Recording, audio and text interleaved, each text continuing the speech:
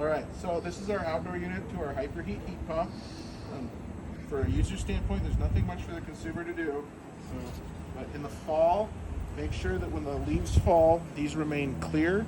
Or you can take a broom or a paintbrush and just brush out the brooms, or a vacuum cleaner with a bristle, and get either the leaves off. And it's really important during cottonwood season, those little cotton balls fall from the sky, to make sure this fan stays clear so heat can exchange. We need lots of air to move through here. Also, maintain your vegetation down below. Make sure nothing's growing into the back of this unit. Don't ever, under any circumstances, pressure wash the coil. You will basically ruin it really quickly. If a bird or something has made a mess, you can use cold water with okay pressure from the garden hose. We don't want to bend these fins, but if you do need to clean it, you can use a little bit of low pressure water or just to clear the messes out of the way. And that's pretty much it. Same thing with the front here. We want to make sure this is clear of any foliage or weeds and stuff that are trying to make their way.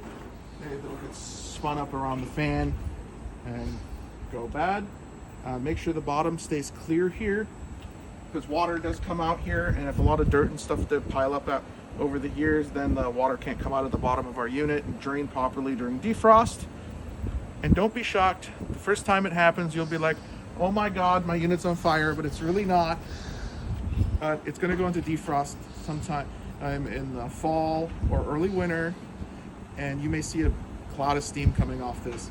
That's perfectly normal with a heat pump. It's just defrosting, and no need to call the fire department. Oh my God, my unit's on fire. It's working. Normally, it's defrosting the ice off the back. And that's our hyperheat outdoor unit. All right, so this is our Mitsubishi air handler. This is where the heat is exchanged from the outdoor unit, so it's going to either make your air warm or cold, depending on what you set it at. So the first thing we're going to talk about is these little GFI outlets. Sometimes these pop or trip, and it causes the condensation pump to turn off, and that's going to cause a float switch error on the stat. Usually the most common trip is just to reset this guy. Solves the problem. During the summer, it's a good idea to pop one of these caps open and add a little simple green and keep this P-trap clear. You'll sometimes see a little bit of dirt piling up. You can push it through with a little brush or something like that if it's getting really nasty, but a little simple green every now and then does the trick. This is our filter. So it's important to check this. I check it after a couple of weeks and see if it's going to be dependent on your home, but really important to keep this filter clean. It's going to cause a lot of problems if it gets dirty. So you're going to want to check on this pretty frequently. I'd say in your house probably every 3 to 6 months is going to be your filter change interval.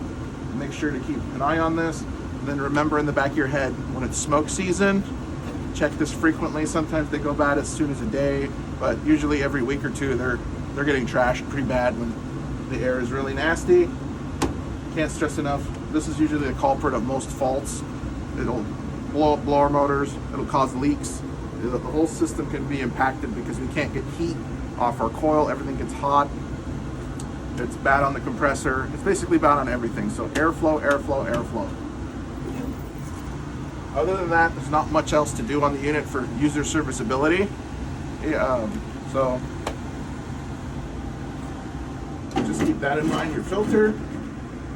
And the last thing we're going to check is if your thermostat ever decides to unpair itself, you may need to come down here and push this button and go through the pairing schedule on your thermostat, but there's usually a little white box on your air handler that's controlling the pairing to our thermostat.